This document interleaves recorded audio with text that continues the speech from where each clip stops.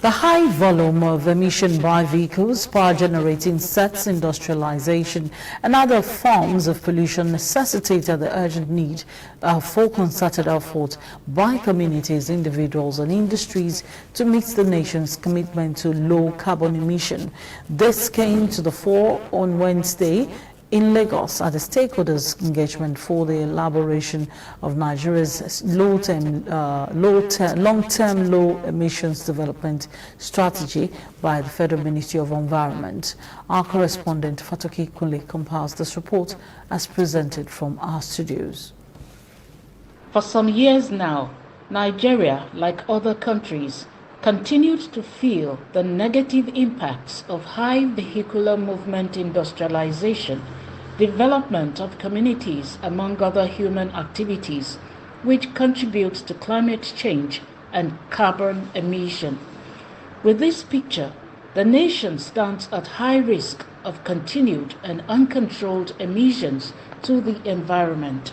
Yeah, because of the hot climate and because of the geography of Nigeria and because of also, as you said, our dependency on oil.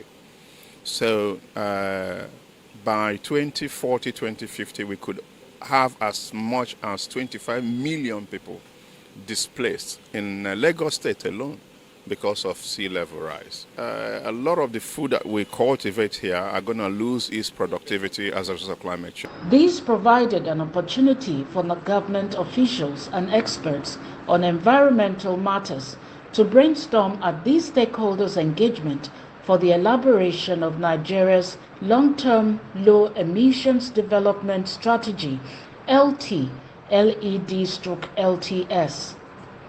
Government and stakeholders believe this is more so as the nation is a signatory to the convention that recognizes the transition to low emission development. Nigeria's climate actions.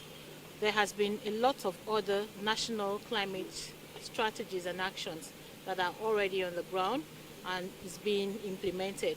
This is one of that which Nigeria has developed for implementation in the near future. Most of our vehicles are still using diesel and not the rest. Even our transport system is really emitting a lot. So the government has committed itself to supporting the global initiatives at reducing the amount of fossil fuel being used for industrialization and for development. The workshop also harnessed opinions of stakeholders on the draft LTS with strategies that will ensure a low-carbon, climate-resilient and high-growth circular economy. Build a resilient society.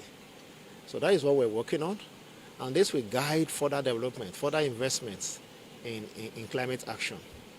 In addition, the document is going to be sent to UNFCCC's Secretariat as part of its contribution. There was a unanimous agreement that it has become imperative to reducing the nation's current emission to net zero across all sectors of the nation to meet its low carbon emission development strategy.